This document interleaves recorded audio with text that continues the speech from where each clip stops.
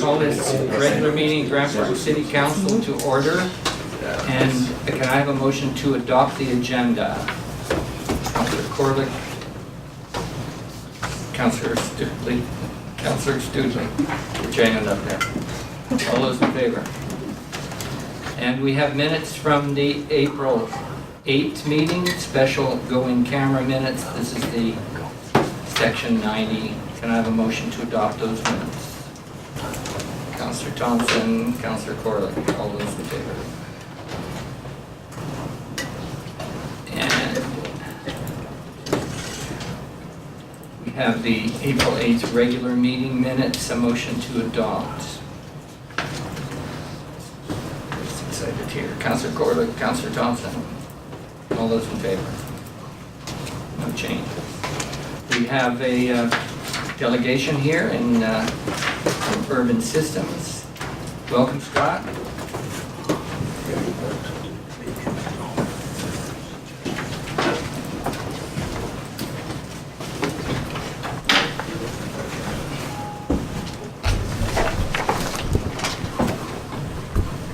Does Scott have his battery then? Oh, I think it's on. He's got his batteries. Pacemaker. Yeah. Red and green lights on, so it should be there. Okay, thank you for having me here tonight. Each time there's been a new council over the last several terms, we've come out and done a little project and service update and talked a little bit about urban systems. We've been meaning to do this for a while because you guys have been here since November, but just with all the things on the go and everything else, Diane and Daniel finally were like, next time you're passing through, just at least come in and do this. So it's no extra effort for me to come and do this, so I'm happy to be here and do this. So we'll talk a little bit about urban systems, how the relationship works with the city, and then just some quick updates on some of the things we've done in the past and some of the initiatives underway in the next little while with the city. So I took a little snapshot here of all the services that we offer at Urban Systems. So here at the city over the last few years, we haven't touched on all these things, but you know, everything we do, we're trying to help communities become more vibrant and strong. So we try and align our services with the needs of the various communities that we work in. So Grand Forks has been a lot of focus on asset management and infrastructure, flood protection and things like that over the last little while, community planning. So we've done a lot of focus on that. And the stuff we do, you know, we're trying to be simple and effective, innovative with some of our solutions that are still cost effective for the taxpayer and the community. You know, we don't always want to provide the Cadillac. Sometimes, you know, we want to come up with something a little more inventive that's not quite best of the best, but still works for the community.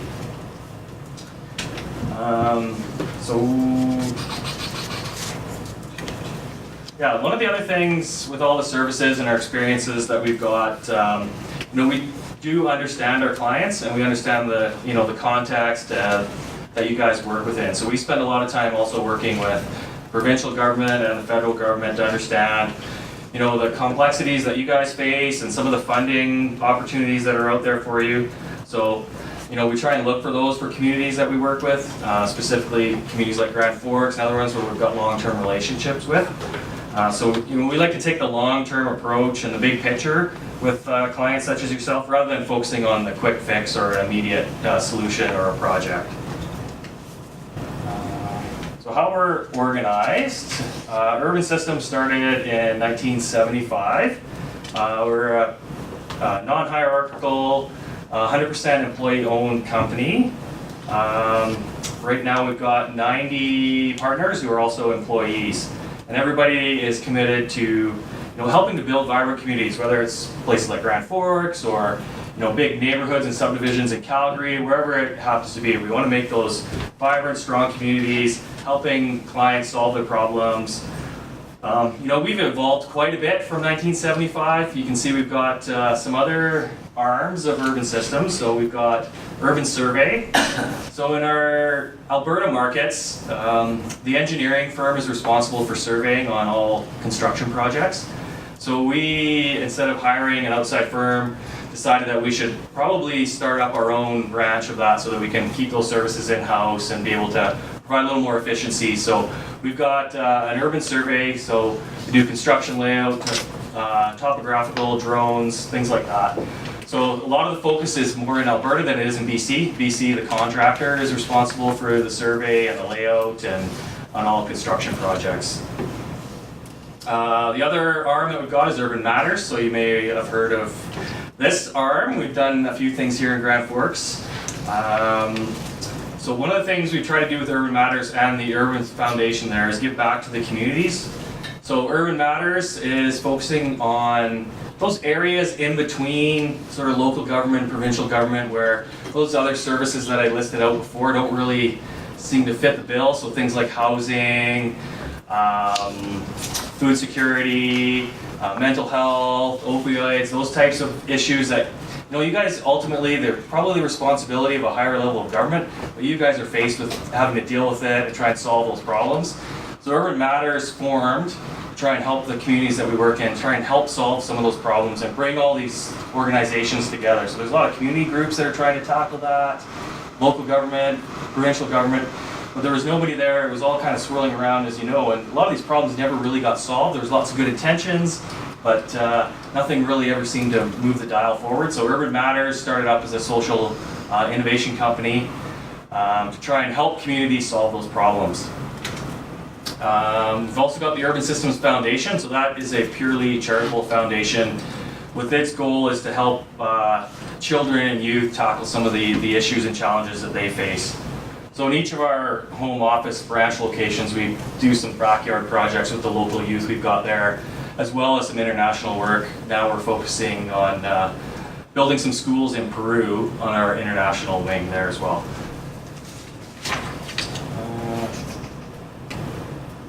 So some of the other things, like I mentioned, we're employee owned with 90 partners, and they're all employees. We're based in Western Canada, all the way from Victoria to Winnipeg, focusing on local, regional, provincial governments and First Nations. We also do some work with land developers and contractors on some of the design build projects. So in BC, it's more focused on local and provincial government, First Nations.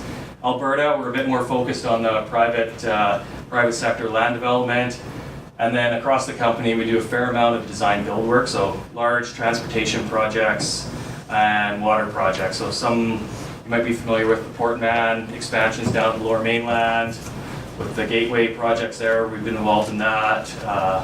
Some of the 401, 407 expansions in Ontario, and big interchanges in Saskatchewan, Calgary, things like that. So we've got 15 offices across those 4 provinces, 450 employees, and we've been around since 1975, so that should be 44 years. We're also OQM certified with the Association of Professional Engineers.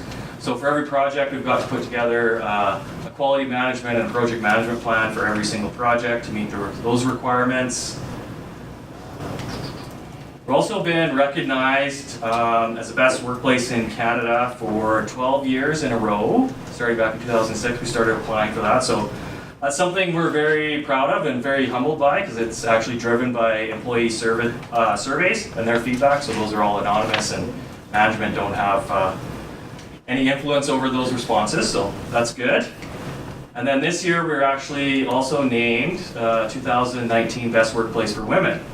So this is a new category they've created, and we've been in the top 50 this year for that. So we've now got, I think, more than 25% of our partners are women.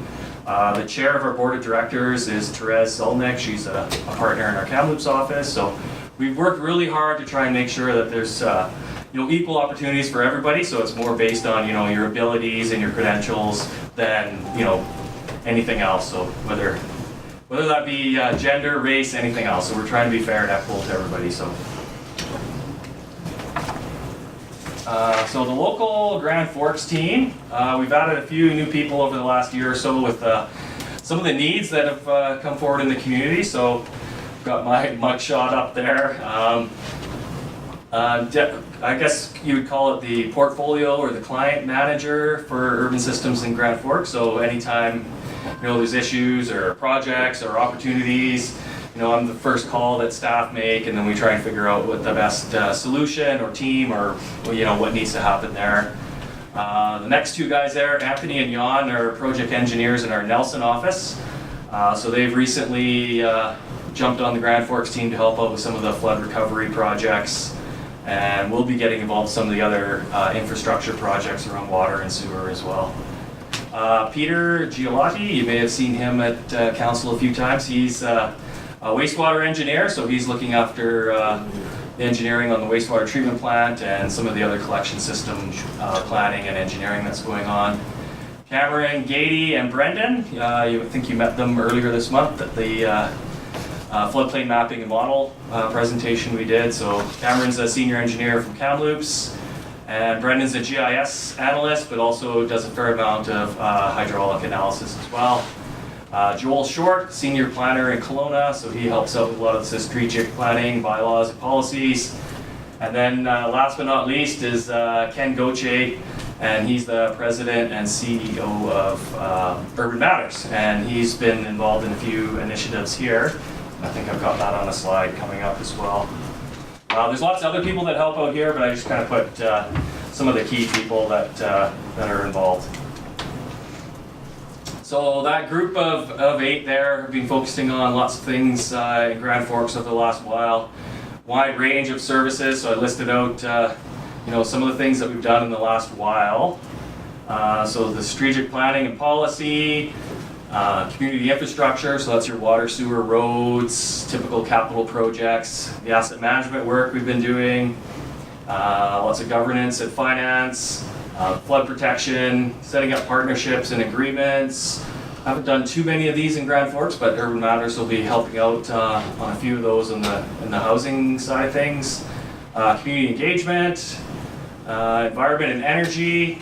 We've got quite a large environmental services team in Kamloops. I didn't put any other mugshots up on the previous slide, but we're there as well. And then we've got land use and the social impact assessment through Urban Matters and a lot of the work that they do. So some of the recent projects we've done, of course, we've done the floodplain mapping and mitigation project that's underway. So we got that presentation to you guys earlier this month.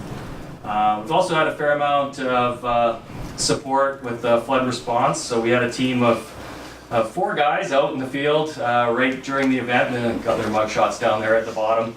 The one guy, Brendan, he actually missed his son's birthday to come out here and make sure he was here to help you guys during that event. So he did a lot of the drone footage that you saw, so he was the pilot for the drone during that time. And then Thomas and Dean that were there were helping out with public works and getting a lot of those emergency dikes and all the other works happening during the event.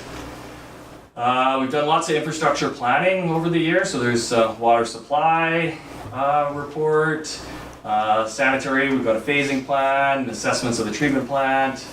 We're just working on some drainage works here now in the downtown.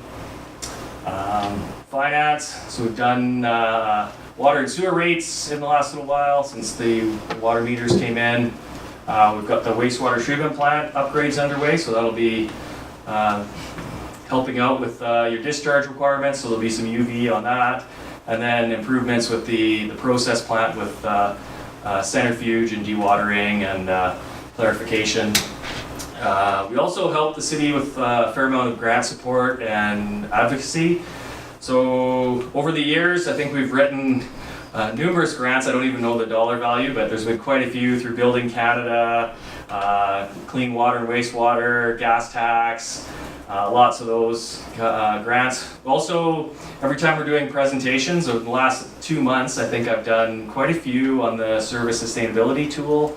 So Grand Forks is getting lots of kudos there at the various conferences. Last week, Doug Allen and I were at MIA BC conference presenting on that and the work done in Grand Forks. Also, anytime I'm down in Victoria working with municipal affairs, we're always talking about the good work that Grand Forks does on asset management and its infrastructure planning. So just trying to promote the city whenever we can always helps with when they're reviewing grants, if they know you guys are doing all the right things. We've helped a lot with asset management over the last few years, setting up inventory of your assets, That's a work in progress. That's always going to be ongoing as you collect new information to update that. Condition assessments on roads, water and sewer where we had good information. We did do some cammering. Did some risk assessment work to prioritize which assets need to be done when in that AMIP plan. Helped the city develop policy 808, so that's got your financial sustainability plan in place, which has taken your capital works plan up to $1.8 million a year. Traditionally before that it was significantly under $1 million. So lots of good work done there to invest back into your infrastructure. And then of course the service sustainability tool that we worked on over the last little while. We also helped out with the water conservation demand management work, supporting the city in those endeavors. The 5th Street water main, so there's a water main on the Darrell Creek Bridge there that's added some extra looping over to the industrial side, improved fire flows and fire protection over there. We also help planning with a fair amount of development reviews and support there with ongoing advice, strategic advice around what to do with certain developments or other issues in the city. And then of course I always like to throw the rake trail on there, so that's one of my favorite Grand Forks projects back. I know it's almost 10 years ago now when we started that one, but it's still one of my favorite projects to bring up and talk about. So I mentioned earlier that Urban Matters had invested back into Grand Forks. So in 2018, Urban Matters is a community contribution company, so they have to invest a percentage of their profits back into community organizations or groups. So for the city of Grand Forks and the regional district, Urban Matters donated $40,000 back to create a housing authority. So Ken Gauthier and Rowley and a few others and Brian Taylor are working on setting that up and trying to figure out what that's going to look like going forward. Some of the other things we've done, worked with Rotary and the city and the Urban Systems Foundation to help build the spray park across at City Park here. So we were a platinum sponsor on that project. Last year we helped Argosy with some of the planning and engineering for the accessibility upgrades at the Ball Diamond. And then of course the rake project, we also helped Argosy then too as well with some of the seating area and the whatnot by Kettle River Drive and the Black Train Bridge there. So how does it all work for Urban Systems? I know you see a private company here investing back into the community, but we're in it for the long term. Like I mentioned, we're employee owned, so we're not a publicly traded company. So we're looking for long-term relationships, win-win solutions with clients. Our goal as a living company is to be alive in perpetuity and transition the company onto the next generation. So in order to do that, you want to have long-term clients and long-term client relationships. We tend not to chase projects. So you may recall a few years ago there was a potential project in Grand Forks to build I think it was about a $6 million reservoir. We came up with a different solution where you could add some gen sets onto your wells and still have the same fire protection for the community at the time. So save the community about $5 million. So instead of chasing a $6 million project, we looked at other solutions to try and help the community, what was going to solve the problem at the time, and not trying to increase our revenue so that shareholders would be happy.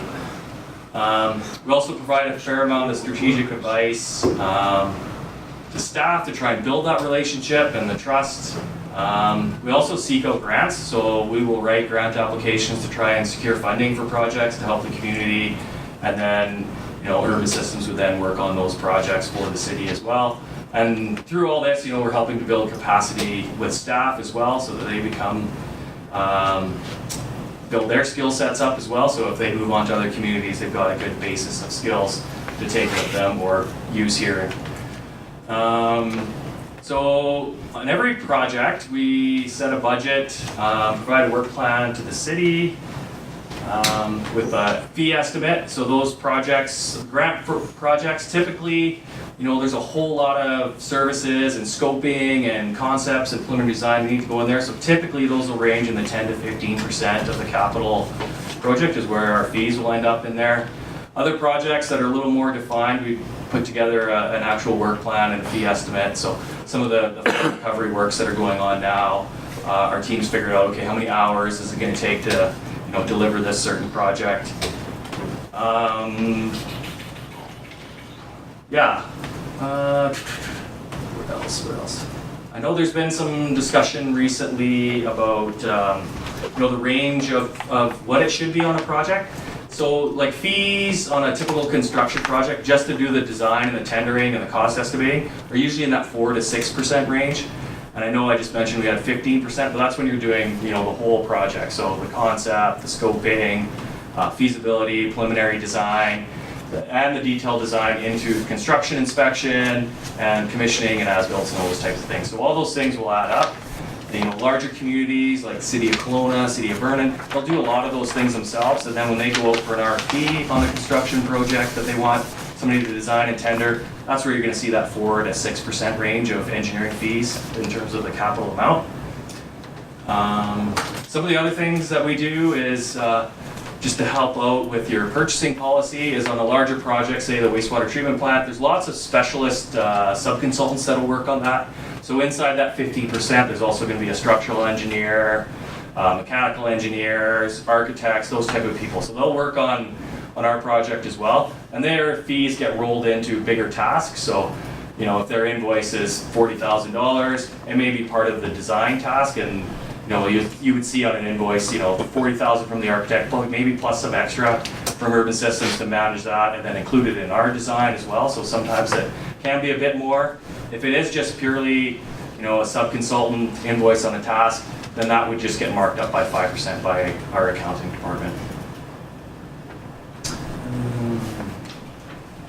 So just some of the key topics and initiatives from our perspective that the city's going to be facing over the next year or so. A lot of these things I'm sure you're aware of, but of course we've got the flood risk mitigation. So there's a fair amount of design and construction of certain projects to get done. You still got to secure funding for a lot of those. There's a lot of scoping, managing, and trying to deliver on all that. There's still the flood recovery on the housing side of things and the economic recovery. So we've got the SIP program and a few of those initiatives that we presented before going forward. So that's going to be a long-term effort, all those things to get done. It's going to take 5+ years to get through all the recovery process. City's facing lots of financial constraints, of course, so there's still going to be a heavy reliance on grants. So, continuing on with Policy 808 and, investing back in your infrastructure, pursuing grants with the province and the feds is going to be critical. There are some capacity constraints and condition constraints with your infrastructure. So there's some undersized force mains on the sewer system. You continue with growth as things start to recover. People are going to want to move here, businesses are going to want to grow. There's going to be lots of those same growth pressures on your infrastructure going forward. There's all these different initiatives here are going to put a lot of pressure on staff. There's going to be heavy workloads and a lot to deliver in the next 5 years. So, just be aware there'll be a lot of people working long hours, and hopefully you don't see any burnout. And that's something we look for as an organization and our staff as well. So, try and pay attention to make sure that people aren't being overworked and burning out, and they are taking time off and those types of things. And then the last one, I think I mentioned this a little bit earlier, is you want to always be improving your infrastructure information so that you can be continually making good decisions about where you're going to invest in your infrastructure, improving your understanding of costs, your services, risk, and your asset attributes are all going to help.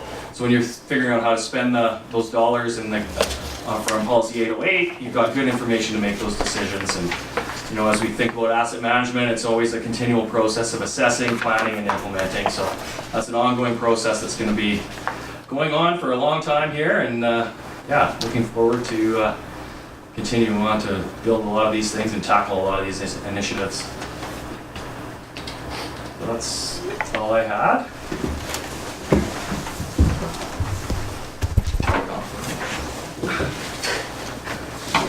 Well done, Scott. I think that's really refreshing to touch base again. You play a big role in our community and have for many years. So, I'm optimistic that the role you play at this point going forward is going to be a real positive one for us. You know our community pretty well, and you know the job ahead of us is daunting. So we're waiting to hear on the grant and looking for partners to get the best results for what we get. Council, questions, comments? Zelinski? Thank you, Mr. Mayor. So Scott, just some of the numbers if we got right. 4 different provinces, 450 employees company-wide, about 90 in BC, and about 8 they're tied to Grand Forks a bit, correct? Yeah, through the mayor. There's actually 450 employees across the company, 90 partners across urban systems. BC, there's probably, I want to say 200 of the 450 employees are in BC. Okay. And the core Grand Forks team is the 8 showed up there, but there's still a whole lot of other support people in our Kelowna and Nelson office. So there's probably 20 Okay, altogether. I didn't see any women on the Grand Forks team. Yeah, there's Brittany and there's a few with a lot of the support team. I think Brittany's been out here a couple times, and yeah. Got a tougher question for you. Sure. How much did you build the city in 2018? Ooh, good question. Less than $1,000? Be more than 1,000. Less than 100? More than 100? Less than $500,000? Maybe. Hard to say. I don't know off the top of my head. The wastewater treatment plant's a pretty large project. Yeah. Yeah, that was probably 200,000 on that project alone last year. So 4 million at 15%, is that, did I get those numbers right too? Yeah, so the total engineering on the wastewater treatment plant would be about 610, I think. Oh, just for, okay, Yeah. so you're not project management on that then? Yep, yeah, as well. So that, yeah, 4 million and 15% is about 610. Okay. And that includes the project management on it and everything. Yeah. Okay, thank you. Further? Council? Hearing none? Scott, thank you again. It's Okay. good to get down to basics like that and refresh our memory of the history of our community. I Thank do you. have one thing I want to say. Just want to say thank you for keeping Grand Forks in the forefront at every opportunity that avails itself. Appreciate that very much. You're welcome. Guys, That's part of the win-win that we like to. thanks, Scott. Okay, thank you.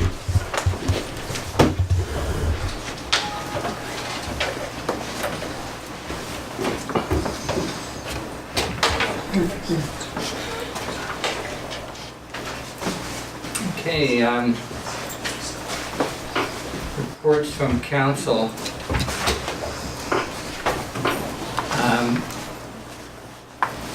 I'm going to have a verbal report as well. And we have Councillor Moslin first up in reports from council. You want to comment on your written report, Councillor? Briefly, if I can, the housing field trip to Kelowna on April 9th was pretty revealing. These buildings were very well run by the John Howard Society, and running them well took a significant staff. And even though there was only 2, maybe 3 people on duty at any 24/7, there's quite a large backup of staff in the background. Perhaps other councillors, there were 4 of us who went, will also comment on it. They varied, the buildings. One was sort of a 4-story building in the downtown core, did not look out of place. Had a private bakery on the main floor, looked very good. The other one, Hearthstone, was a 3-story building. It was modular, built by ATCO, and I'm afraid it did look a little bit like stacked trailers. But it too was very well run. And the population seemed to be fairly stable in both facilities. I also attended the Recreation Commission meeting. The new gymnastics club is forming, and they're coming out of the curling rink. They're going to have an open house here soon. Stay tuned for news about that. I also, at that meeting, we heard from the Grand Forks and Boundary Region Agricultural Society, and they are going to reforge their agreement with the Regional District for a learning garden. After their representative, Mr. Bill Wilby, who's well known in our community, this group is going to bring new leadership and new volunteers, and they're hopefully going to get the project back on track By fall, we can expect completed agreements, a completed building with roof, installed and operating irrigation, trees and shrubs planted, a pollination garden, and better pathways. Their AGM is coming up, so stay tuned for a chance to help with that. Sandbags and Tagger dams. Well, I guess I should have talked to Mr. Shepherd a bit more. 3,000 linear feet, about 900 meters, is worth $200,000. Comes with a trailer, anchors, and a pump. Just remember that the armoring on Salt's Ruckle, I think, was a total of 280 meters. So that's enough to go back and forth 3 times. That is to stack a wall. Anyhow, keep that in mind. Trained crew can inflate it sections and deflate it in minutes. Best deployed on flat areas that have been engineered with anchors. Pancakes and speeches, it's all about relationships. We'll probably hear more about that tonight. The boundary flood recovery. We are having some intense conversations with the boundary flood recovery and the community response. We got bad news about the National Disaster Mitigation grant application about being refused, but we still have our fingers crossed for the Disaster Mitigation and Adaptation Fund. Okay, transitioning out of the state of local emergency is on our agenda too. Anyhow, Mayor, that's my report. Thank you for your patience. Thank you very much, Councillor. And the question, Councillor? Yeah, a quick one through you to Councillor Moslin. Did they mention applying for the grants, the Play Now grants, for anything educational or recreational? There's 3 $100,000 grants and then... Okay, this is at the Rec Commission you're talking about. Yeah, well, it has to do with the learning garden. No, I don't believe that was mentioned at the Rec Commission. I know they are aware of grants, of course, and the money, the allocation of the money for the tiling project, which seems to be going ahead. They did release the financial plan. Those, as you know, those facilities are going to cost our taxpayers more this year. Yes, they are. Okay, thank you. And Councillor Thompson. Okay, I also attended, along with members of the Downtown Business Association, 2 of the BC Housing Supportive Units in Kelowna. We had a very in-depth discussion with the operators at the first facility that allowed members of council and the DBA to ask questions prior to being given a tour. Each facility provides a bachelor suite with kitchen facilities. Only the second facility, which has a much larger unit, has the commercial kitchen that provides residents and residents only a continental breakfast and an evening meal daily. April 11th, I attended the workshop presented by Red Dragon Consulting to the members of the DBA on flood preparedness. And this was an excellent workshop that gave, I think, very important and vital information to those business owners and operators who attended. On the Saturday morning, I mean, this is flood week, this was flood week, and they had no mercy on retired people. You had to get up and be downtown very early, Graham. And I did that.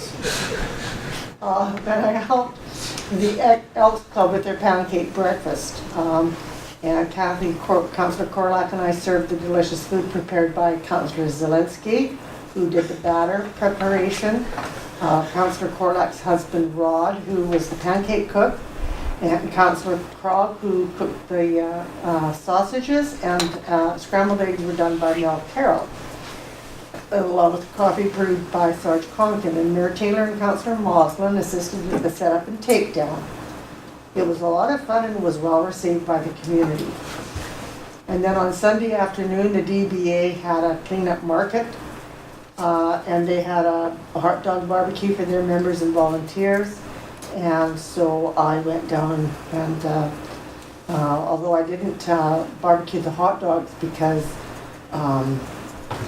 Len Nemo was there, and he was more than capable of doing the barbecuing, so I just supervised. And that was a good day too. So that's my report. Thank you. And Councillor Corlick, you missed the deadline, but you had a long report. Did you want to refer to that? Sure. So thank you, Mr. Mayor. I did miss the deadline. Can't imagine why. We were just a little busy. But we had attended some workshops, the flood planning and mapping workshop. Went to the Boundary Country Regional Chamber meeting, and they're planning their AGM, the date and location to be determined. And they're working on the Movies in the Park program. And they have a committee this week getting the applications for membership out, and they're all in process now. I did go down to attend the Selkirk College graduation at the community gardens. That was, I think, Friday, Thursday. Well, unfortunately it was raining, so they moved the venue and I had to go back to work, so I didn't get to participate in that. But I did do these are all mixed up, but I did do the Elks breakfast, and thank you to everyone that helped and everyone that came and had breakfast. They served about 150 breakfasts, so that's pretty good for that cold, wet morning. And it was. And on Saturday, joined the DBA in the park for their hot dogs. I didn't help clean. I was still cold from the day before. That was it for me. I did pop in on the Andrew Wilkinson coffee clutch at the Boardroom Cafe, and everybody, it was quite well attended. I asked the question regarding transportation in our community to take people out, to the hospitals or clinics or doctor's appointments out of town. Didn't have much of an answer. Actually, no answer. So that was interesting, though. I also attended the Salute to the Veterans at the Legion on Saturday night. Performance, great performance. All the actors, singers, they did a great job. So it was really good, and that was kind of like their warm-up for the Sunday that they were actually having they had invited the veterans to attend. So that was really good. And I did go on the tour of the BC housing projects in Kelowna, and that was really interesting. I was favorably impressed with the John Howard Society and how they administered the two facilities. This is just my personal thing, I preferred the one downtown. I don't know, it was kind of less clinical, I guess. I'm not sure what it was, but the new one was the Atco Trailers on Hearthstone, and it really didn't do anything for me. The kitchen was good. They had a good community kitchen, or not community, kitchen for the residents. And that was, it was well run, it was clean. They have laundry facilities, and interesting enough, I didn't realize that the one downtown, Cardington, no visitors are allowed. They're not allowed guests, nor pets. But Hearthstone, you could have visitors in your suite till 10 o'clock at night, and you weren't allowed a pet. So just a little different way they're running their buildings. And again, as I say, I was favorably impressed with those. That's it for me. I'm busy trying to wrap up my business, and so there's so much going on in the community that's hard pressed to do all the things. But yeah, we give it a good try. All right, and adding to your burden, Kathy and I, Councillor Corlick, have talked about her being a representative to the regional district. I want to organize the team here in a different manner. Zach is interested in public safety, and so I'm really encouraging that as some kind of new responsibility. It's wide open, but I think there's some really good ideas floating around that his expertise could really make a difference with. And so along with the RD, second comes the regional hospital district, the West Kootenay Hospital District, and so we'll fill you in further on that. So those are just two announcements, but I would like them to be accepted in terms of the reports from council today, and basically, I don't think we need a separate motion for them, or do we? Your Worship, I think it might be the best to put that appointment through so we can advise the regional district. Right, okay, let's councils. do the Corlick position then. I'll make the motion that Councillor Corlick be the second to the regional district. Can I get a seconder? Councillor Moslin, all those in favor? Opposed, carried. And I don't know, I think Zach's taking his position, whether we need to make that as a separate motion or not. Maybe it will add some gravity to the importance of public safety if we do. So I make the motion that Zach take on the role of looking at issues related to public safety in our community. Seconder, Councillor Thompson. All those in favor? Good luck, Zach. I'm not being sarcastic. I think it's a really interesting role, and we're going to have to define it here for you, but let's start with that as a focus. Okay. DBA might want to please ask them. I'm going to forego further regional district discussions. I know that we've been meeting, and I'm really pleased with the direction that we've been able to go and the progress we've made with Rowley on defining how we phase out of this business of flood recovery. So it's a plan that's coming forward to us, and I think it's going to be extremely important in understanding where we're at to understand how we get back to normal. So wait for that. And anything other RDKB issues that anyone would like to bring up at this point? Councillor Moss? I thought maybe I'd just throw this at you, Mayor. Was there any mention of the Trails Master Plan? It's being dealt with at the BDC, which is coming up, and yes, it was at the last meeting in our budget discussions. Okay. And so I'm looking for it to be updated at the meeting that's coming up this, I think it's this week, I'll have to look Yes. on my calendar. Or So that item was, that item was budget. A budget for that item was approved? Is that what Yes. you're saying? Yes. Thank you. I couldn't quote the figures on it, but it wasn't startling either way, so I'm not sure what the budget level was. Okay. Anything further in RD? Hearing none, all those in favor of accepting the regional district report and council? No, that was regional district. Way to go, Brian. All right, moving down to snow clearing policy. And we have in front of us a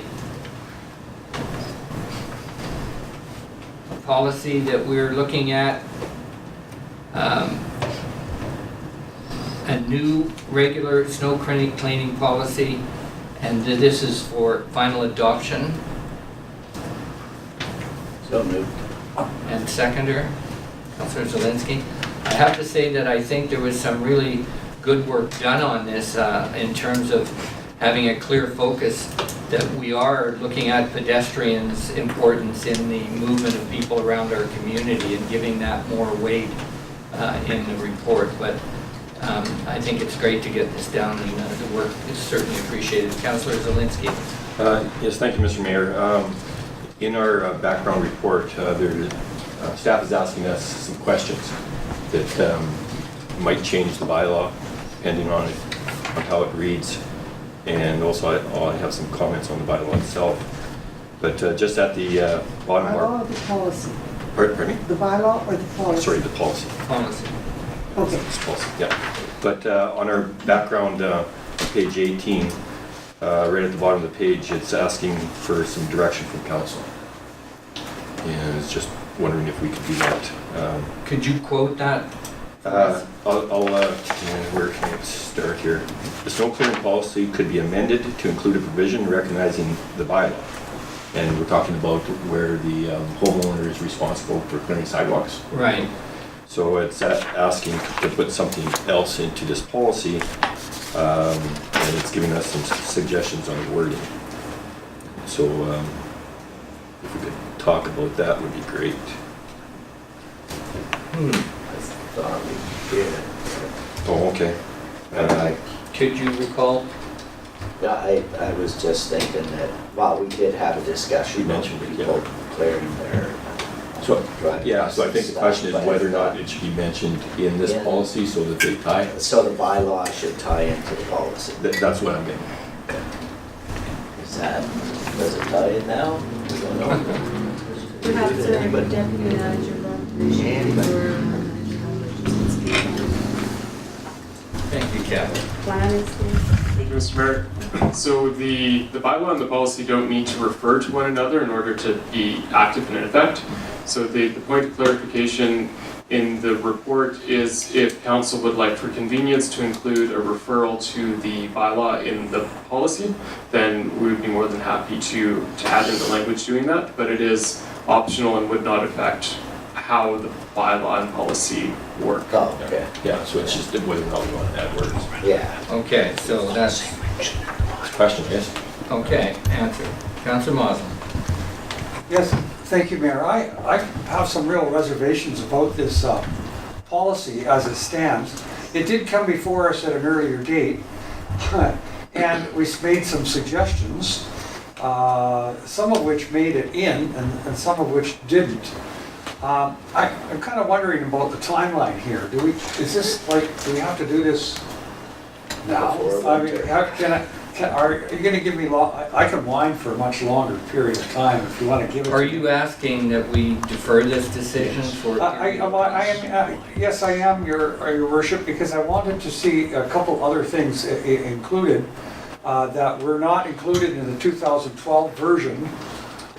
Basically, as I mentioned before, the previous meeting, the multi-use trail from Walkwell to Nursery Bridge, the Coal Chute Connector, and Columbia to McCallum.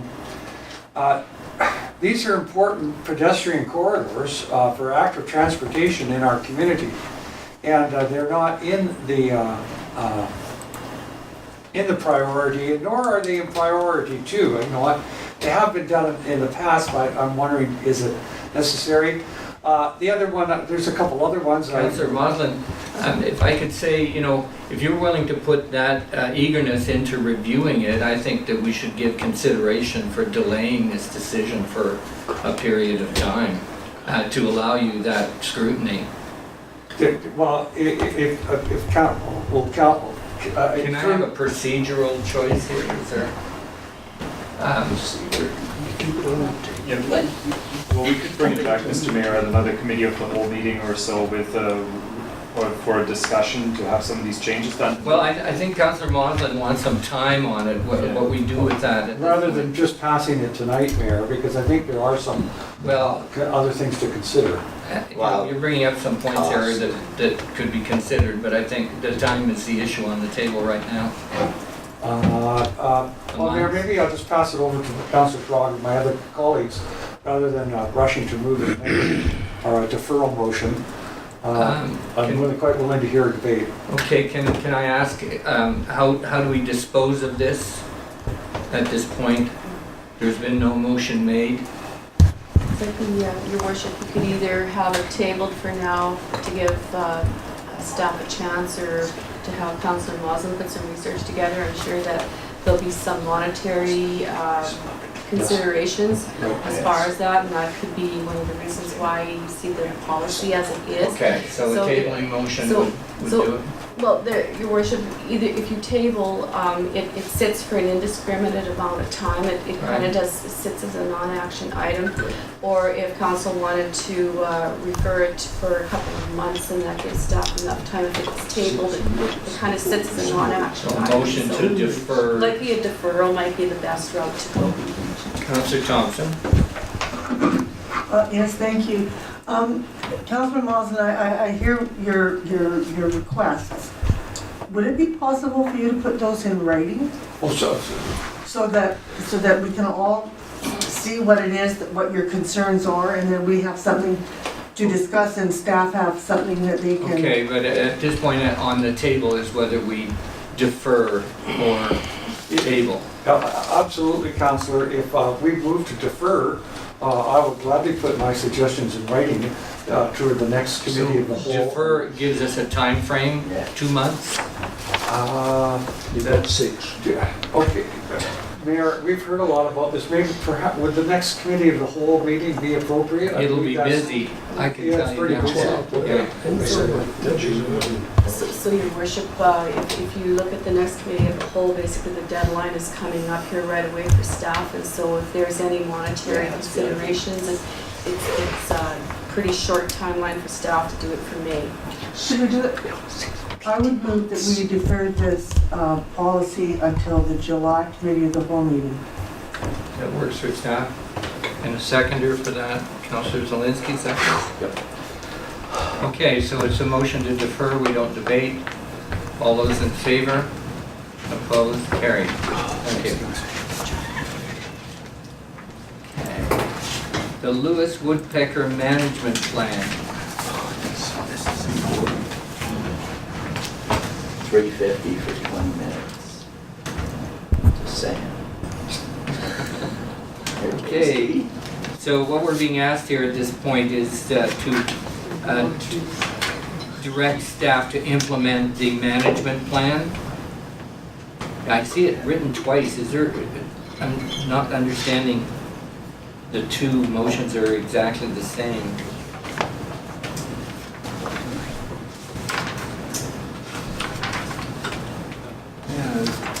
Yeah, they just have different numbers. Well, I'm just wondering, is that something I'm, Yeah, That's, ignore one. ignore one, that's. Ignore one, It's just a okay. double- Which one, the bolded one or the non-bolded one? Turned into a creature of habit. I need the directions. Take a bold out. Okay, so that's the motion we're looking for, council, is to direct staff to implement the management plan. Do I have that motion, Councillor Zelinski? No. What was that then? That was a He wants request to to- see. Oh, Yeah, So so I'll make the motion, so you can put okay, it on so there. Yeah. second by Councillor Corlick. Councillor Crog made the motion and speaking to the motion. Yes, thank you, Mr. Mayor. I'm concerned about the implications of this as far as the way I'm reading this document is I understand we want to not harm the Lewis woodpecker, and I have no problem with that. When we make statements that we're going to maintain the breeding population, that sounds like a lot of work and a lot of money to me, especially when there's other instances that might affect the population other than just what the city does. So after reading through this, it sounds like bird boxes and planting cottonwoods are the thing to do. It does go on to say that we need to rope off areas, we need to have developers jump through different hoops. We know that we can't plant saplings unless they're protected and maintained, because the deer will eat them. It sounds like more than just, yeah, let's do it. It sounds like there's other ramifications down the You're road. thinking financial implications? Well, the scenario that goes through my mind is a developer wants to develop a few lots. There's a nesting cottonwood, so the guy has to design his development around cottonwood. 2 years later, since they are in dead cottonwoods, the tree falls over, and now we have to plant 3, 4, 5, 6 different cottonwoods someplace else if they would grow and maintain them. And still this developer had to jump through a bunch of hoops because of one nesting tree. And so like I said, when I read through this, it sounds like bird boxes and planting trees, as a rule, whether there's any nesting sites taken down or not, might be a good way to help the species. All right, and comments? Where are we at? Councillor Crog? Yeah, just when we first were notified about the Lewis woodpecker, the city took action in the fact that we weren't just going to start hacking down trees with no regard. So we would check them out, make sure that it was appropriate. If it is a danger tree, then the danger tree would come down. So when we first were looking at it, it was, we're gonna use best practices, but there's no hard, fast rules that come and say you must or you will. So that's a little different. So the motion is on the table.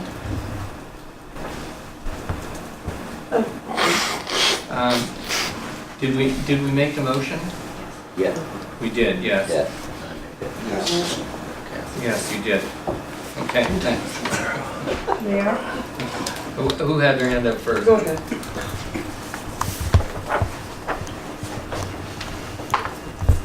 The resolution doesn't give an out. I hear what Councilor Zelinski is saying. Is there a way that could be reworded so it implement where practical or where practicable or some such thing so that if there is as Councilor Zelinski was saying, if there was an issue, we're precluded from doing anything other than what's in the plan. But if it's not practical, I would ask for management to comment on that. I don't fear it in terms of being applied impractically. I think it's a mission statement here in terms of our commitment to this. Kevin and then Councillor Mark. Thank you, Mr. Mayor. I just wanted to clarify that for example, the nest tree example, that becomes a piece of habitat that's protected by federal legislation. And so should that same developer choose to cut down that tree, as per the example, they could then be fined or I believe jailed for destroying the habitat of an endangered species. So it's not so much a requirement that the city would bring in as it would be aligning us with some of the federal legislation out there. Ouch, that made things worse. Councillor Corlick and then Councillor No, Moss. it actually made it. Okay, I guess my thoughts are, we're talking about saving the cottonwoods because that is the habitat that the Lewis woodpecker nests in. Then we're talking birdhouses, so I don't understand. Do they go into their nesting boxes or do they have to have a tree? Kevin. Thank you, Mr. Mayor. So I don't believe there is much mention of birdhouses in the report. Yeah. So my understanding of their habitat is that it is either dead trees, live trees, or dead trees that have been left. For example, one of the restoration mitigation techniques is you could take the trunk of a dead tree and put it somewhere else for their habitat. Okay, that's right. Kane, Thank you. no birdhouses. Oh, no, if you could go to page 3 of the report, page 39 of 74. I'm just reading what the document says, last sentence. The use of nest boxes to substitute Oh, there is. The loss of natural the laws of canopies. has found to be successful. There you go, there are birdhouses. So, Okay. Again, I'm saying I don't see this as a threatening plan to implement. And I would expect reasonable judgment. If things get impractical, I would expect it to come back to council. If it's impeding business or in the way of development in some way, that we would be part of identifying the impracticality. In the meantime, are we committed to creating or retaining an environment where this species can exist? We Councillor support it Mosley. instead But of- then we have to, according to that, there's deer and beaver too. that are problems. No, it's Mayor, seriously. I speak in favor of adopting the management plan, but I too have concerns about it. My first concern is that it's going to get involved, it's going to become embroiled in flood mitigation works. As we all know, the cottonwoods provide the shady edge to the rivers. And I'm thinking especially of the ones along along the Granby River, both north and south of the Granby Bridge, the Yale Bridge. And so my question, through you two staff, Mayor, I have one question. Will this management plan also impact private property owners? will apply to private property owners. Comment on that, Kevin? Thank you, Mr. Mayor. So I will reiterate in part that it is something that's federally legislated, so that portion does apply on private property. Now, the management plan would guide the city's efforts, so it's not a bylaw, and at this point would not focus on private property. It would be a guidance document for the work that we do as the city. Oh, okay, Your Worship, I understand that this is a policy document with it for us, and that the private landowner would be basically guided by federal legislation. I hope it works out for us, Mayor. I want to retain the nature of our rivers, but I know that there's a couple places where planned flood mitigation works are really going to make this a challenge. Yeah. But I do speak in favor of it. Duly noted. Ready for the question, Council? All those in favor of the management plan? Thank you. Okay, the next item is the wastewater treatment plant budget. And speaking to that, Juliette. Thank you, Mr. Mayor. So during the process of doing the financial statements, we discovered that there was an error in the allocation of funding for the wastewater treatment plant project between city's reserves and grants. So it's quite a material amount, so I thought it needed to be brought to council's attention because it could impact decision making on other financial issues. So at this point, I'm just asking that it be referred to the next financial plan amendment, because we will need to do a financial plan amendment to include, in the near future, to include at a minimum, the purchase of the 4 lots and any other issues or changes that come up. Do you need that in a motion? Yes. Councillor Thompson makes that motion, second Councillor Corlick. And further discussion? This is to refer it to our 5-year financial plan for an amendment. Hearing none, all those in favor? Vote carried.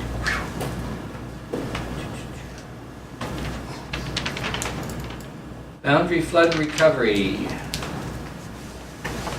Housing recovery update. Welcome again, Graham.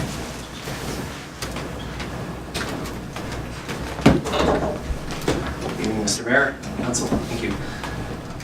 So this is just a brief opportunity to update on some of the current recovery initiatives, successes, and in-progress projects. Prepared with support from the team lead for housing recovery, Emily Marshall-Hilling for Urban Matters. So a couple of the projects that are happening that are really exciting going ahead here. The Mennonite Disaster Services is going to be coming down at the beginning of May and have committed to work on 8 to 10, if not more, major repairs and rebuilds, both in the regional district and the city. And these are based on need and feasibility. They've got their own criteria, but they're drumming up support all over the place and bringing volunteers in from far and wide to help support these projects. So I expect that the local community will also be engaged in that work coming up. There's a couple of activities related to support from the city and the regional district. And the Canadian Red Cross. And so with the city, a project for a Housing Now facilitator has been discussed internally, and actually there's an additional item which it sort of hit us late, so I'll be talking about that in a moment. But the city will be asked to host a grant going forward to the Canadian Red Cross. So it would flow through to a contractor working under report to the building official to act as a resource person for people who are rebuilding, repairing their homes. Oftentimes people have faced challenges with contractors and getting straight answers, and also trying to navigate the building process. And so an independent, well-respected contractor working with the building inspector to support those projects and help people navigate the building process is seen as a really important need, especially going forward into some of the potential issues with raising houses or moving houses that individuals are trying to face right now. Lots of big costs involved, and some people still are not sure how to spend their disaster financial assistance money.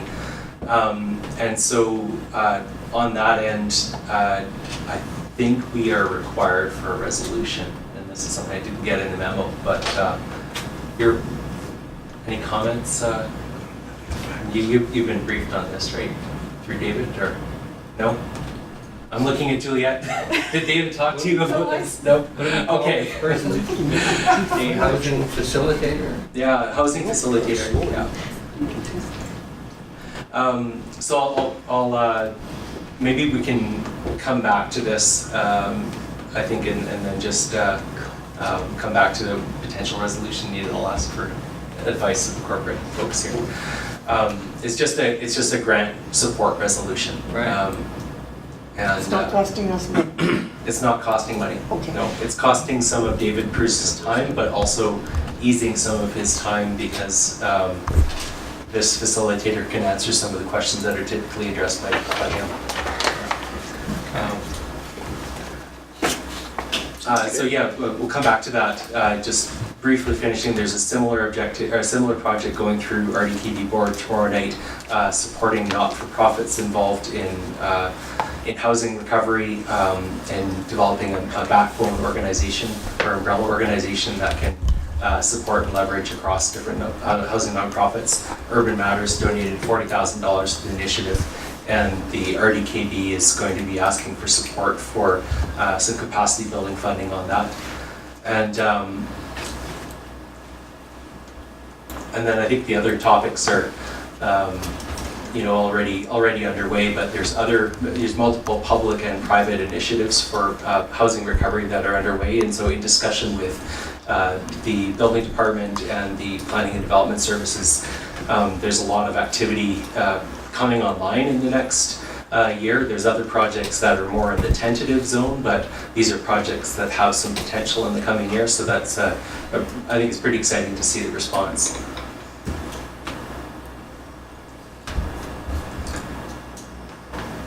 So essentially, we're still requiring quite a bit of, I think, planning work to look at the long-term housing recovery impact of the mitigation plans for pending funding for North Ruckle and other neighborhoods affected by the buyout. Funding was requested for that work back in August of 2018, and we're hoping that confirmation of that funding would come corresponding to the grant application or the grant results being available.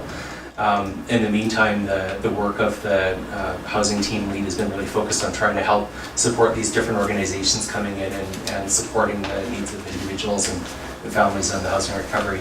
So specifically for that, a resolution in support of the City of Grand Forks applying to Canadian Red Cross for the Housing Now facilitator, and I believe it's for, that's the part I was still waiting on here.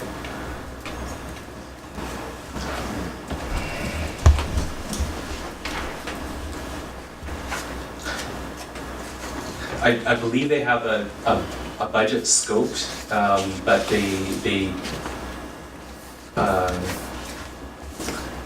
I don't have the final number on what the request amount is, but it's a request to Canadian Red Cross for the Housing Now facilitator, and I think maybe the right resolution would be to support in principle, pending discussion with the finance department for the details. Because it's a flow-through, correct? It's a flow-through. Well, Yeah. it's not a flow-through because it's not going to an outside organization. It would be to a consultant work or a contractor working with the city. Yeah, but it's not costing the taxpayers. That's correct. So, I like it. do you want that passed tonight here? give us the motion. We could Your refer worship, it. I think like you would do the proper time, being that we had the presentation. I guess just for some clarification, are we doing the grant application or are we just doing the support letter? I think the application's already done, and you'd be doing a support letter. It's a support letter. Or, I'll move a support letter. Okay. I'm sorry I don't have all the details The on seconder it, for so. that, Councillor Thompson. This is on writing a support letter on that topic. All those in favor? Okay. Because if we get it, it'd be awesome. So then we get it, we still get to decide if we want it. So it's, okay, so I'm clear on this. So if we get the grant, then it flows through the city's coffers, it Yes. would go through the city, and the city would write a check, and that's going to probably entail another budget amendment. So, Just talking about that, yeah. Councillor Moslin. Yeah, Your Worship, I do have some questions here. I guess one thing we don't have the luxury of, especially this council, is the luxury of time. We are hard pressed to deal with our housing issues. They're coming at us fast and furious. And I guess my only concern is we're starting a process that hasn't started a conversation. So question for you, Mr. Watt, can you give me an expected date of when we would actually have our first, say, public meeting in this process? Like Urban Matters is gonna, and together with the RDKB and the Red Cross, is gonna apply for another grant. I think it was a foundation, real estate foundation. That's right. In order to have enough money to hire somebody to start the conversation. Have I got that process right? Sorry, man. Sorry. Through the mayor, sure. So I'll walk through the capacity building program first. So the Urban Matters identified, early on in the recovery planning for housing that not-for-profit organizations here were really struggling. A lot of the boards were overwhelmed and having capacity issues, and there's a lot of challenges to actually take on new projects and be able to handle contracts with BC Housing or new capital programs or renewal of their own assets. So something that's worked in other areas is joining forces and sharing resources and sharing skills in either an umbrella or a backbone organization. The donation is to provide half of a coordinator position, and they've also applied to the Real Estate Foundation of BC for the other half to match that position. This grant that the RDKB will be applying for pending the decision tomorrow that board is for consultant support to do further stakeholder engagement and do that work. So the Canadian Red Cross is very in support of the overall program, and the concept of having this happen, I'm assuming will be coming up in the next few months. I don't have a timeline for how that project looks because it depends on the RDKB and Red Cross grant there, but I'm assuming it's in the summer. There were initial discussions last October that Urban Matters did with local nonprofits as part of the initial identification of the issue, and it was decided to forward it to funding opportunity to explore the governance. So I don't have a timeline yet on it, but I'm hoping that it's in the next few months. Okay, so are you mixing two things here? We've got the housing facilitator, It's a different project. different Yeah. project there, I so understand. you realize that one's coming through on a separate grant, so that we're being asked at this point to be the managing sponsor, whatever you want to call it. For housing. So I just got one more question through you, Mayor, to Mr. Watt. The Mennonite Disaster Services are working on 8 homes. Where, you said some of those homes are in the regional district. Are any of those homes in North Ruckle?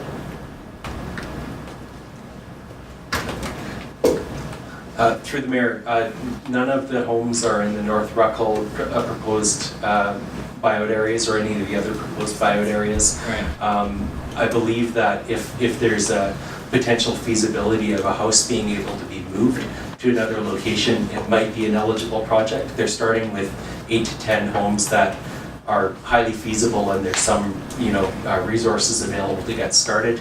And secondary projects like that might be able to come online in the future. I can't speak for MES, but that issue is identified and they wanted to avoid the uncertainty associated with the proposed buyout this time. Okay, thank you. A motion to accept the report from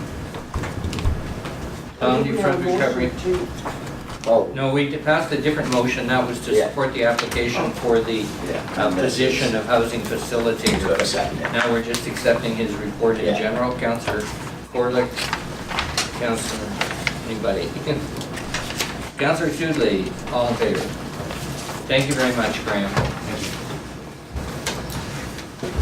Okay, the next item of business is a Cheryl Gallant asking us to support her position in terms of changes to the Fisheries Act.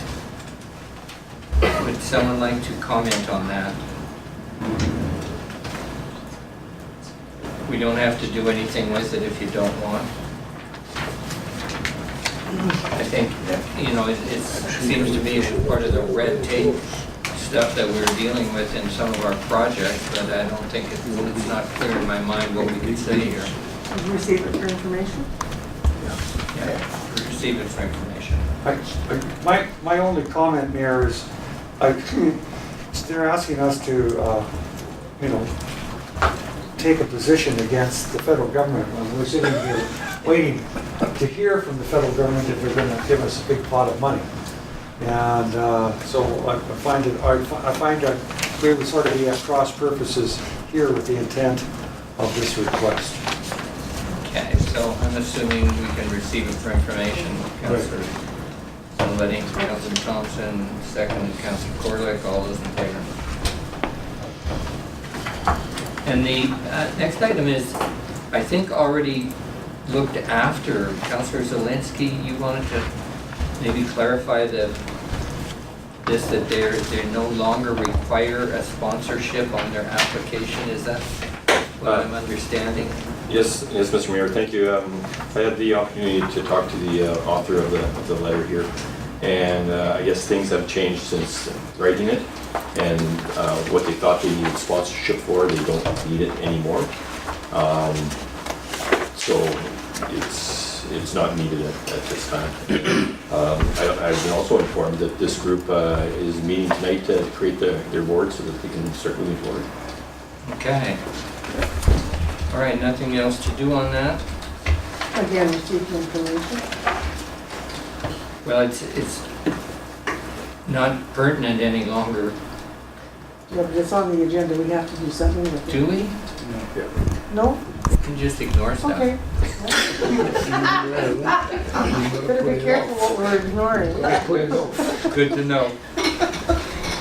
The next one we can't ignore. No. This is the 2019 Tax Rates Bylaw. And this is for first 3 readings of this bylaw, so we're in process. Councillor Thompson, Councillor Corlick. Discussions? Councillor Zelinski? Not happy, but that's what. Come on. Yeah. Okay, We're spending too much money that we don't have. I hear ya. Hearing nothing further, all those in favor? Carried. Late items. I have one late item, a release from in camera today. And so I'll just read the motion. We'll try our best because we will be entering question period in a second here. That council release from in camera, the city has offered the 4 lots A, B, C, D on 70th Avenue to BC Housing, and that negotiations are ongoing. If this process were to proceed to a public process. So if it proceeds, it would be going to a public process. So that's a release from in camera today. All right, and the next item of business is the questions from the public and media. So we can open to the gallery for any comments or questions. Sir. Through you, Mr. Mayor, to whoever can answer, regarding the Lewis Woodpecker Management Plan, are there any other endangered species that we are? Spotted dice. Special days. Dace. Dace. Dice. Is that's an actual thing? It's a little fish. Okay. Are there any others that we're planning around or have in the past? Other than like deer, the antlers, Rattlesnakes. Owls. Okay. Yeah, the nesting owls. Common sense. Okay. Ma'am. Good evening, everybody. May I have permission to take 5 minutes of your time regarding Councillor Moslin's comment regarding the gymnastics club? If you identify yourself. Okay. May I stand up or should I sit down? Okay, thank you. So my name is Svetlana Delana. I represent the Boundary Healthcare Co-op. I am a registered nurse and I currently work in the Christina Lake Medical Clinic. We are currently in a 3-year project. So Premier Horgan, has establishing primary care in British Columbia. Primary care is where frontline staff, RNs, social workers, occupational therapists are put into doctors' clinics to build a team model. So the Boundary area has been chosen to do this model. So we're currently in a 2 out of 3-year project, and we're working with Interior Health, Boundary, and the Boundary doctors, right from Midway to Rock Creek, Greenwood, Christina Lake, and Grand Forks.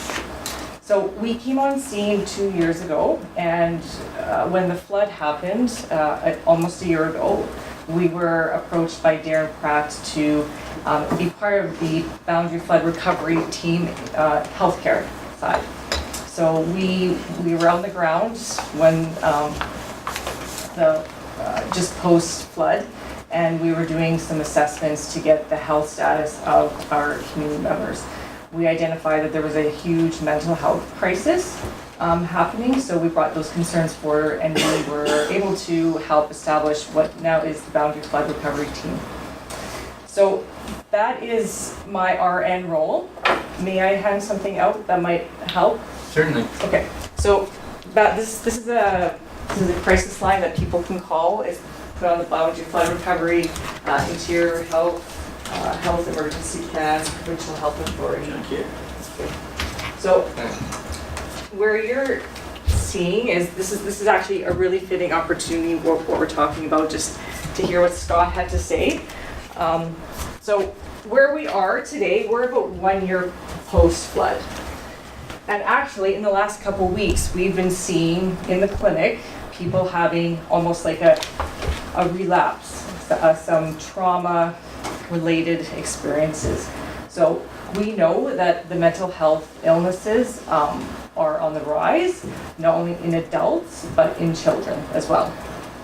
So we, like all of our infrastructure, we do the best with what we have, but we are struggling. Child psychiatry, for example, is we don't have enough in the area, and we're seeing more child health, mental illness, anxiety, depression, self-harm, suicide attempt. I met with, along with the Boundary Flood Recovery today, the Honourable Judy Darcy. She's the Minister of Mental Health and Addictions. So she was here for an hour at the Gladwell Centre, and we sat in a round circle, and she wanted to hear from us what was the primary concerns of the health of Grand Forks. And she specifically focused on mental health and addictions and the opioid crisis, which we all know is on the rise. And I think it's in the last probably 5 years, it's been trending up, and then the flood just pushed a lot of those vulnerable populations even more. So we're all experiencing almost an overload. Housing is an issue. It's an issue for a lot of people, and I'm just so happy to hear that we are focusing on housing, because without proper housing, it's hard to move forward with good mental health. So this is my registered nurse role. So through this, we have developed in the community a strong core of volunteer people who have developed a gymnastics program that Councillor Moslin was heard about at the rec department. We sat in a meeting and we are currently going to be running a program out of the curling rink starting in May, and we have over 80 paid registrants. So these are, we designed a 40 participant program, and we had over 100 people sign up and give us money for their registrations.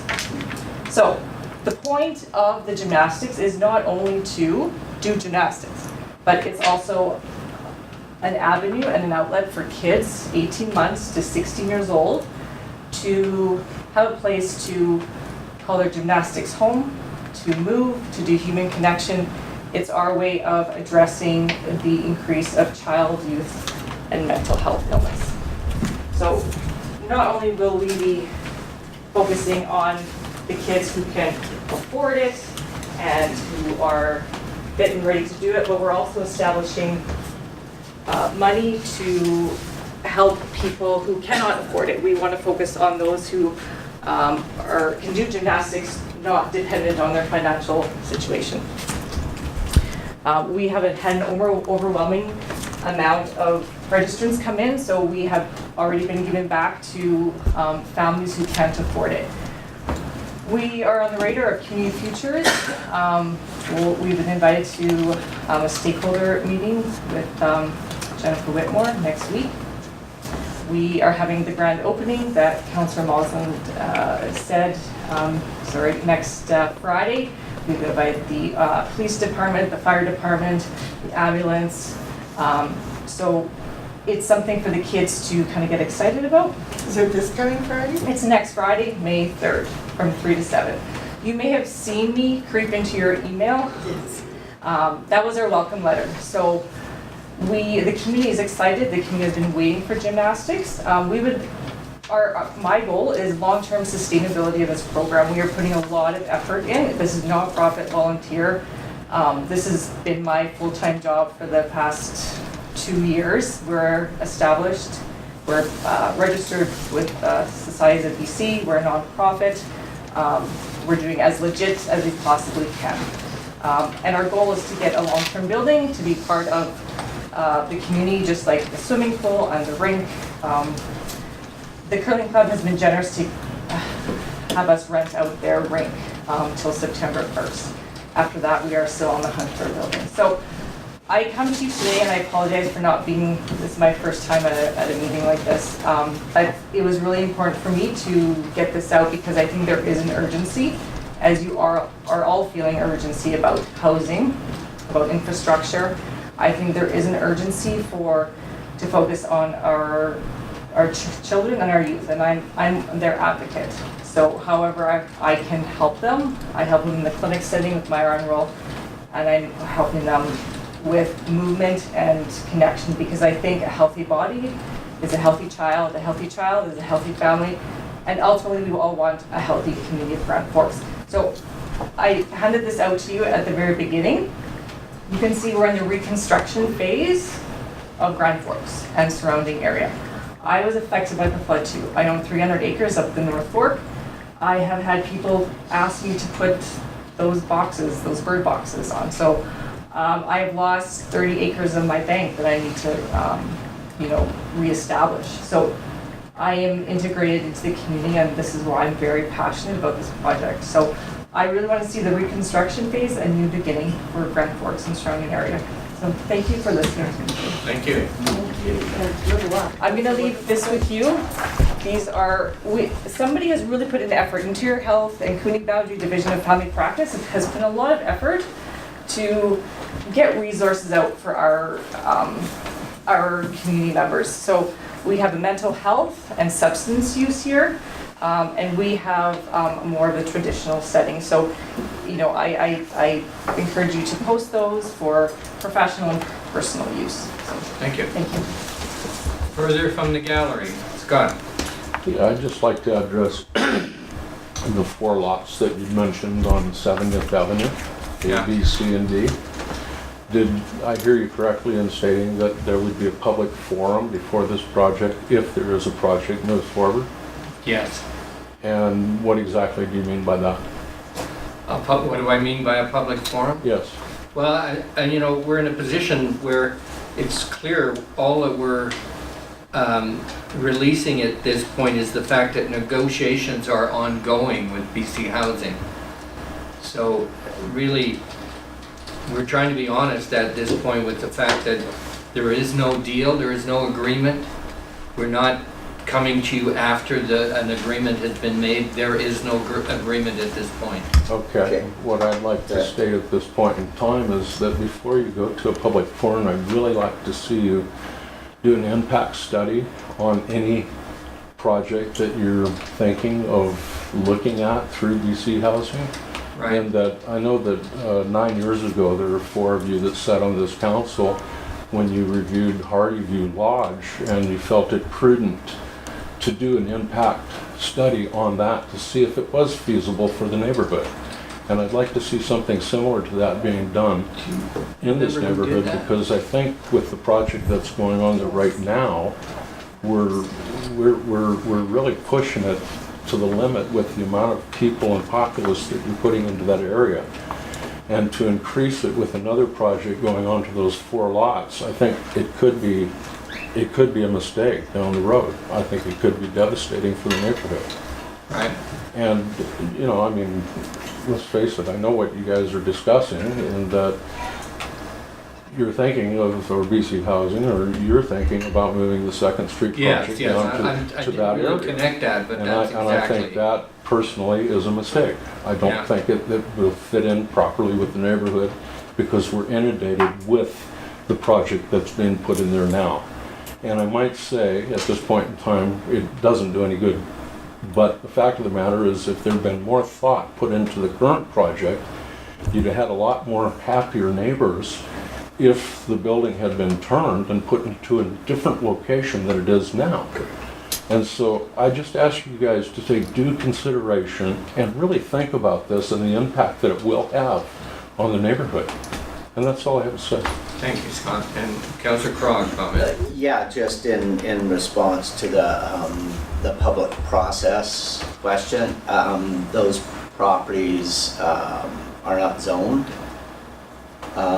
for a unit, so it would have to go to rezoning, and then you would end up with public input. Okay. As I said before, I would like that if you do consider going forward with this, that you do an impact report to see just exactly Yeah, I what hear that. That's a separate question in terms of, are we prepared to have an impact report done on that So you area? take that under advisement? Under advisement, yes. Okay, that's all I can ask of you. Approach to it. And Nigel, on Good evening, Your Worship, and good evening, Councillors. My name is Nigel James, and I'm a member of Grand Forks. The first thing is rather trivial, perhaps, but today is St. George's Day. It also happens to be the birthday, or the anniversary of the birth, of our head of state. I mentioned before, it would be nice to have a picture of our head of state up on the wall. These pictures are very nice, but I think the picture of Her Majesty would be rather more appropriate. The flags, perhaps they could go back up as well. I understood that the 4 plots on 70th Avenue were in fact zoned R1. R2, I think, or residential, yes. They are residential. And the same as the other 3 plots along 68th Avenue. There are 3 plots on 68th Avenue which are also not developed. And they are either side, those 4 plots on the north and 3 plots on the south are either side of the 51 units that are going to go in next door to the transition house. Okay, your point? The point is, I think I mentioned before, in fact I'm sure I did, that the entrance planned for the 51 units, which are surrounded by other properties, basically, is only through the transition house, through a chicane, unless it's redesigned. The rumour hath it, I heard about the city had perhaps bought these properties from the owner, but now it appears that you have now gone into consideration with BC Housing for them to buy them from the city. Is that correct? That's correct, yes, and or lease, I guess, there are options there. It's all under negotiations right now. I see. Yeah, I should- Okay, negotiation. Is the negotiation for leasing or for sale? May I ask that? No, because I shouldn't have said that in the first place. All right, thank you very much. However, I might say that rumour control works well in this place. We're all about security in various governments, federal and whatever else. It had been, the rumour had spread down to Bryson Place amongst other places that the city was, yes, taking action on whatever. Previously, those units have not been touched for the last 10 years since I've been in Grand Forks. Those lots, you mean? The 4 lots on Right. 70th Avenue. They were privately owned.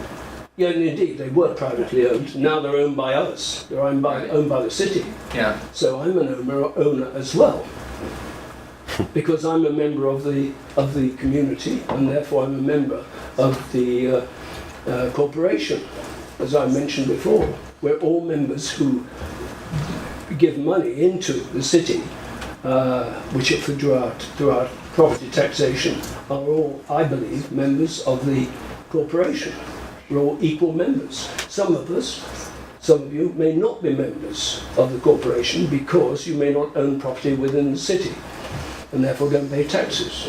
Nigel, you're driving somewhere with this car? Oh, indeed. What I'm driving, and also I noted that this is a formal meeting. Yeah. I refer to you as your worship. You refer to me as Nigel. Oh, I could also sorry. refer to you as Brian, if you like, but I don't like. And what is more, it's written down in your policies what should be done. And we should have high standards in this city, I believe. And the way of starting the high standards is the council sets them and everybody else will follow them. Mr. James, you are totally correct. My apologies for using your first name. Yeah, I'm pleased that you know me. Well, you know me very well, actually. Perhaps too well. But I believe we've got to do things correctly. And I'm not sure. Well, I'm not sure. I wonder why, this is personal, why the city decided to buy those 4 plots. They had had no interest in them for the last 10 years, to my knowledge. All of a sudden, because they're right next door to BC Housing, who have, I believe, let us down badly and acting in a dictatorial manner, then the reason why you bought them, only you will know. And the other thing about that is, generally, the number of in-camera meetings by this poor council goes on and on and on. Most meetings ought to be, I believe, open. It's said in regulations, basically, they are open meetings except when there's a camera meeting to do with individuals and that sort of thing. And I believe that in-camera meetings are being overdone. I'll leave it at that. Thank you very much. Thank you, Nigel. I mean, Mr. James. It's all right, noted. Okay. Noted, Your Worship. I will attempt to call you by your last name. Thank you. And Les Mr. Johnson. Member of the corporation, GFTV.ca. A couple of things. Thank you for the gymnastics. I think that's definitely something Yep. missing here. That's what I did in school. I even taught it at the Winter Club 1 year. And Zach, Councillor Subley through the mayor, make them ride their bicycles on the right side of the road instead of the wrong side of the road. That would be a good step forward. Somebody's going to get killed. What I wanted to ask, though, and it wasn't technically on the agenda, but it did come up in the report on the housing, and that is about the NDMP grant. Can I ask about the NDMP grant? Graham, would you do us the honor?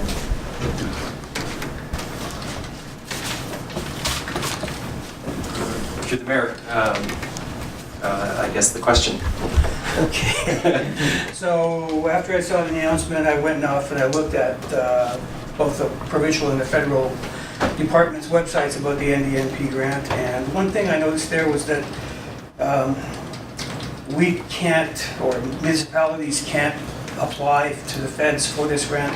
We had to partner with the province. And the other thing was that in one of those websites, there was a restriction, no project could amount to more than 3 megabucks. Okay. This was to do with the diking for downtown, protective works for downtown, is that correct? Sure. Through the mayor, the scope of the grant was for the east side of downtown from the highway bridge around to 2nd Street, including diking and some stormwater improvements, particularly an interceptor for the multiple outfalls one project. So it was a total of a $3 million project, co-sponsored by the provincial and federal government, but with a contribution from the city as well of $300,000. Okay, so now that we didn't get the we weren't successful with the NDMP grant application, where does that leave the protective works plan? Because I know in the previous flood recovery meeting, people were asking, well, where's plan B? And there was no plan B. So is there a plan B for this?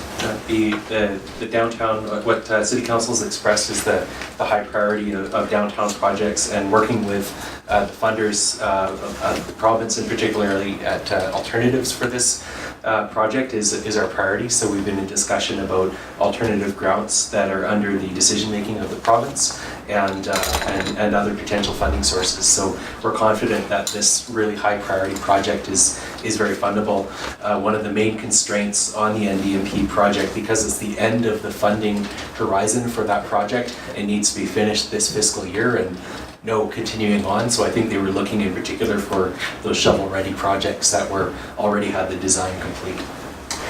Okay, so when I was working this out, I was thinking about, this here I've heard how just one roof for one building in this town that the city owns could cost $250,000, and I was wondering, how much is this dike protective work going to cost in total? Do you have an idea on that? For the downtown east side, 3 million. Yeah, 3 million. Just 3 That million. includes stormwater improvements as part of that. Yeah. Okay. Yeah. About $1 million and a bit for the dike itself. Is that about right? Yeah, it's only the interceptor line and a pump station down at the bottom. The rest is all diking and property acquisition. Okay, thank you. That was it. Okay, thank you, Gary.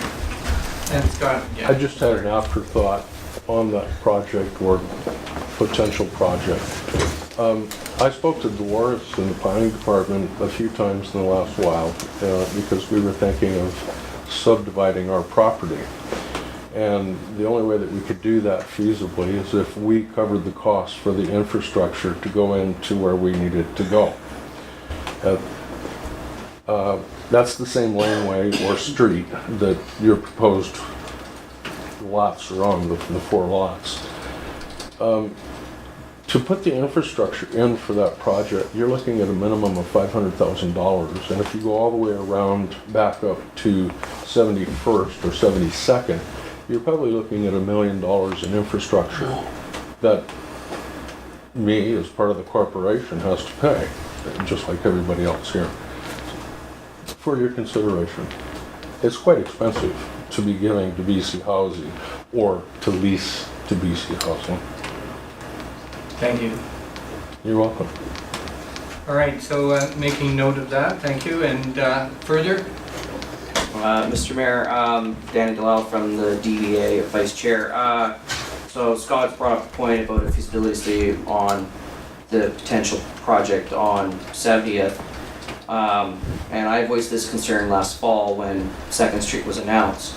Why was there not a feasibility study request of BC Housing before they started either project on the impact? That it should have been something that they should have been brought as a developer to bring to the public as part of that process. They should have had that feasibility study. I'm wondering why is it okay to consider it now and wasn't then? I've never heard of them doing an impact study, and I'm not that in tight with them, but that's not something I've heard them discuss. They do talk about the community in terms of having subgroup meetings. But again, we're in a position where we're trying to set a certain standard here in terms of our behavior. We don't want to be like BC Housing. We're criticizing them for putting a project in and then coming and telling people after the fact. Well, we're not telling people after the fact. We're telling them now before the decision is made, and there will be a public process. I don't know whether we're going to wait for a zoning request or whether we can have a public meeting, but one way or the other, I think we need to go into that community and talk to the people.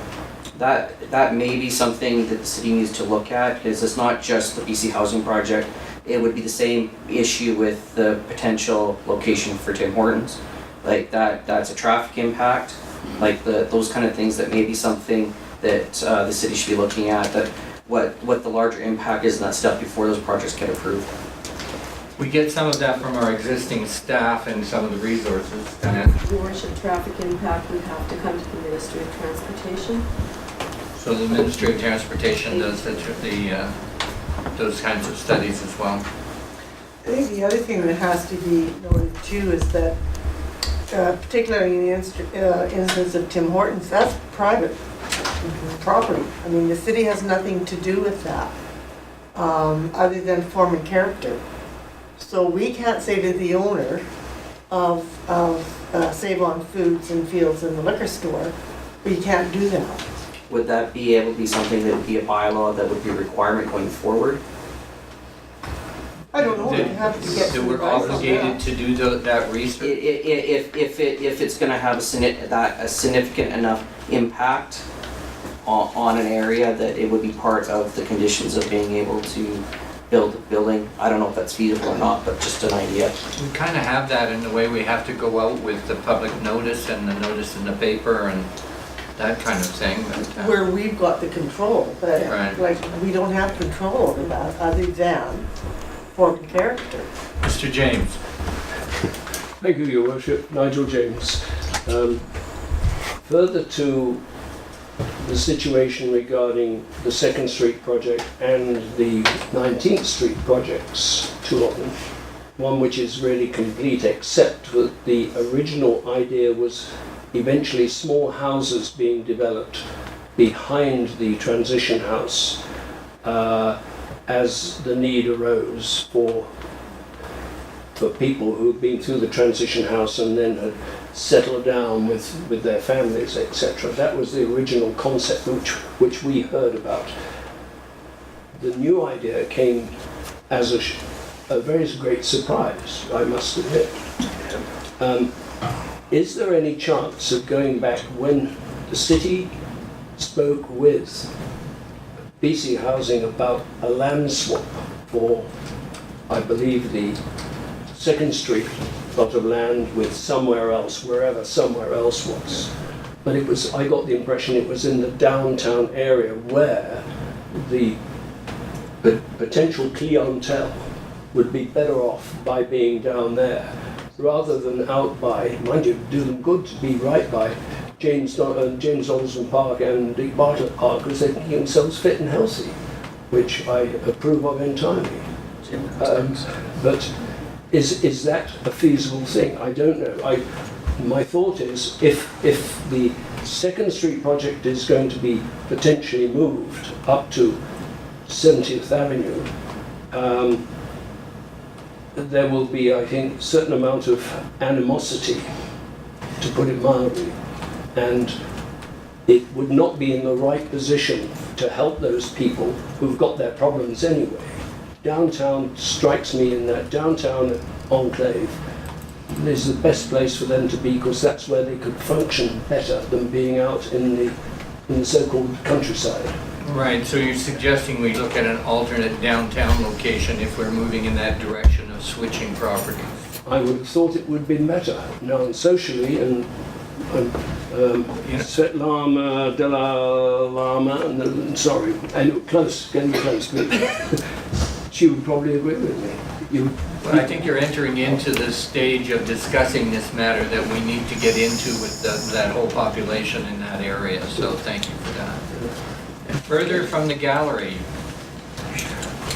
One more, please, Your Worship. I'm delighted that Councillor Mr. Ewan Studley is now in charge, not in charge of, but being there for safety. This probably indicates how I care about safety as well.